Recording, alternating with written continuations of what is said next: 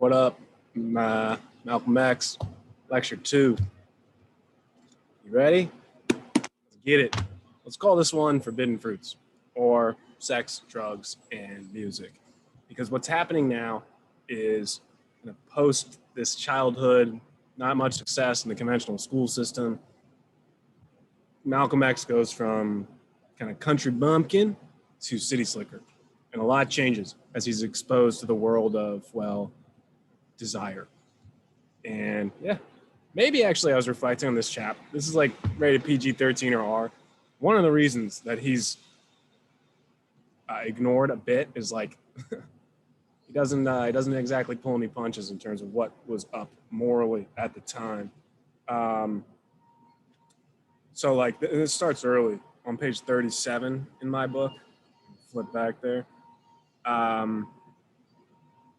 He acknowledges right off the bat that even though Lansing, Michigan was very divided and segregated, whites over here, blacks over here, the idea that black people were more potent sexually was alive and well.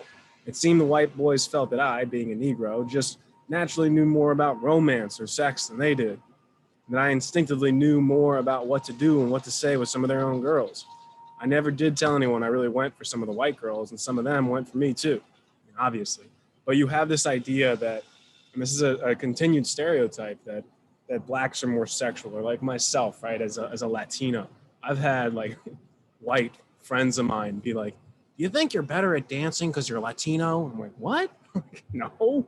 But you think girls like it because you're Latino? I'm like, some girls, I guess. Like, I don't, what you mean, man? But when you take black and white, or Latino and white and black, and kind of mix them together, look, people are into that stuff, even if they pretend, sometimes especially if they pretend not to be. And he talks about it a lot moving forward. So you have the interracial element. You also have this idea that sexuality is basically the transition from child to adult. And right, like it's one of those things. So he's going to start talking about it and addressing the sexual stereotypes that exist. He moves to Boston, and that happens. He leaves Michigan behind. He goes to live with his sister, one of his sisters, the name Ella, and she is kind of, gonna help transform him and open his eyes to a lot.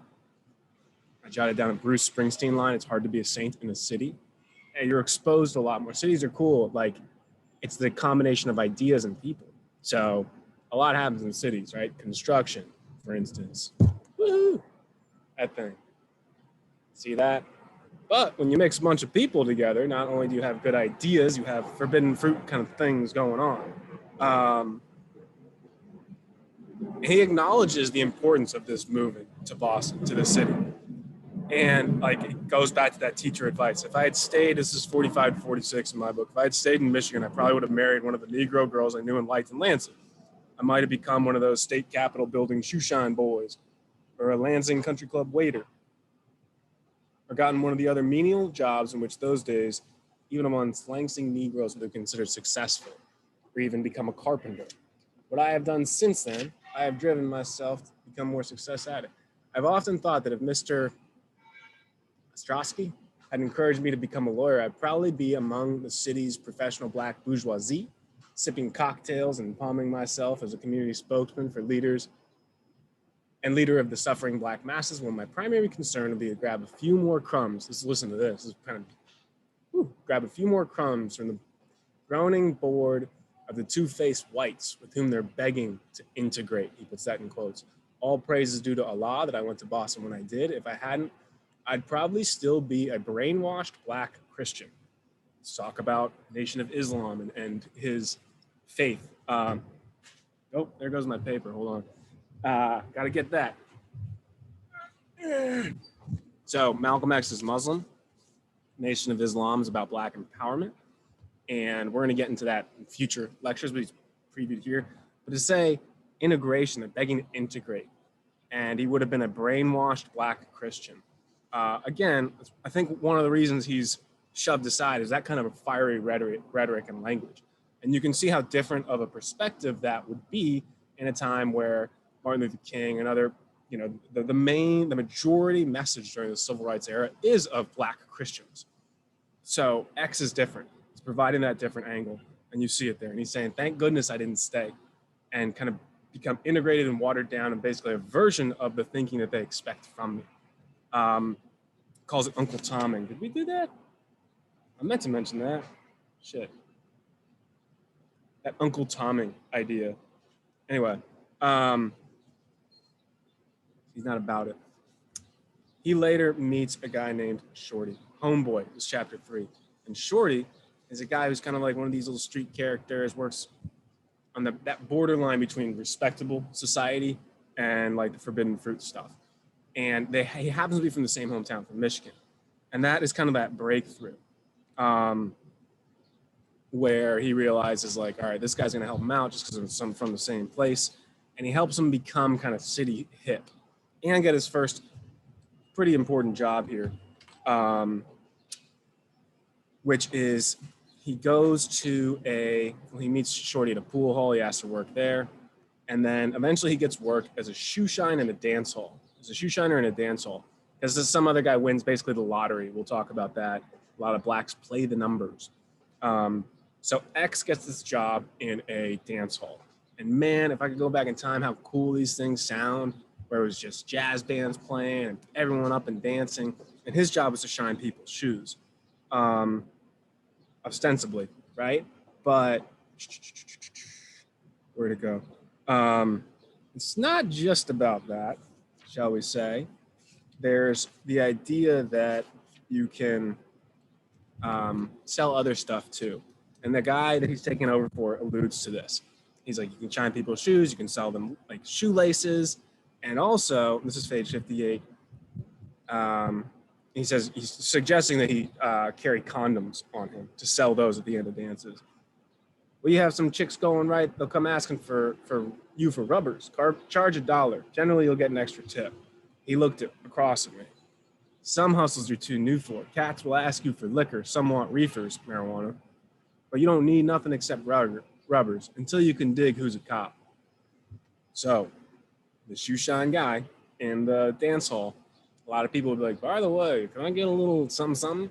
It's like that question, what you got? What you got? Or the response, what you need, right? There's this, when people want drugs, people want sex, or people want different experiences like that, it's usually initiated through a conversation. And this guy's in like, hey, you shine shoes, but really you're gonna make more of your money selling this other stuff, which Malcolm X quickly learned. He's like, wait, shoe shining is basically a front. But it does introduce him to a world that he falls in love with, and that of music. People are dancing, they're hanging out. And not only is dancing fun and a good time, and X becomes very good at it, it provides an excuse for the races to mingle, which is again frowned upon at the time, but it happens constantly in these dances. Where he says, let's see, yeah, the whole some hustles ain't worth it. So as he's becoming kind of more and more into this world, he gets a conch haircut. Let me show you what that looks like, because I looked it up. I was like, what's going on here? Let's see. So you got a couple things. Check this out. This is the conch hairstyle, which he refers to. You got Nat King Cole, very famous singer right here, that has it, kind of that slicked back style. And if you see this Detroit Red, click on that. Detroit Red, that was his nickname. So check it out. This is Malcolm X with that conch hairstyle, that slicked back hair. Whatever. And there's X. His nickname was Red because it kind of had red head, sort of. Anyway, something to keep in mind. We'll look at, so he's got this kind of hairstyle, and then he's also has something called a Zoot suit. And man, suit styles are funny. They change pretty quick, right? Nowadays it's all tight. Look at this stuff. Pretty rad how far down it went. That's pretty cool, man. Not gonna lie.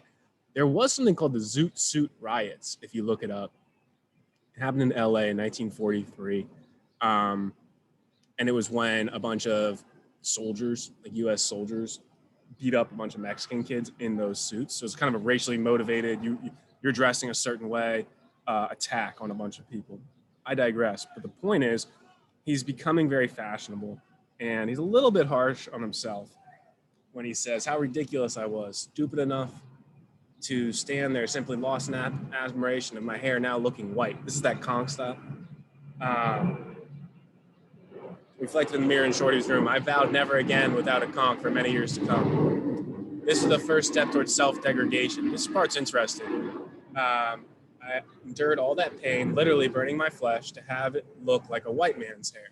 I joined that multitude of Negro men and women in America who are brainwashed into believing black people are inferior and white people are superior, and they will violate and mutilate their God-created bodies to look pretty by white standards. Black hair is a complex thing. Again, in case you don't have the screen on, I'm not a black guy. I'm a Latino, white dude, whatever. And so part of it, I think there's two threads. He's being a little harsh on himself. Look, almost everyone, their teenage style and their teenage haircut is stupid looking back. But he is pointing out the idea of black is beautiful, and you don't want to try to just imitate white people. And that, I think that thread still continues, honestly. So that's something interesting to think about. Last but not least, in the world of sex, drugs, and music, is this chapter is called Laura, chapter 4, because he meets a swell gal, let's just say, who's black, and they get along, and he takes her out to these dances, and he's kind of like just introducing her to this world. But then he's at a dance one time, and he's dancing with her, and he looks up, see, and they go, I'm going to call her Sophia. She didn't dance well, blah, blah, blah, at least not by Negro standards, but who cares? I could feel the stare of other couples around us. We talked. I told her she was a good dancer, blah, blah, blah. Vague answers. This becomes his like girlfriend, and she's an attractive white woman. And page 80, in the ghettos and suburbia, it's the same status struggle to stand out in some way, envied for the rest. 16, he's 16. I didn't have the money to buy a Cadillac, but she had her own fine rubber, as we called the car in those days. And I had her, which was even better.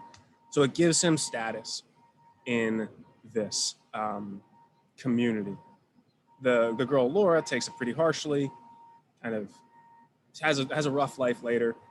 X blames himself a little bit, but does admit, she says, to have traded her as I did for a white woman made the blow doubly heavy. The only excuse I can offer is that, like many of my black brothers today, I was just deaf, dumb, and blind. Deaf, dumb, and blind. It's an interesting way of putting it.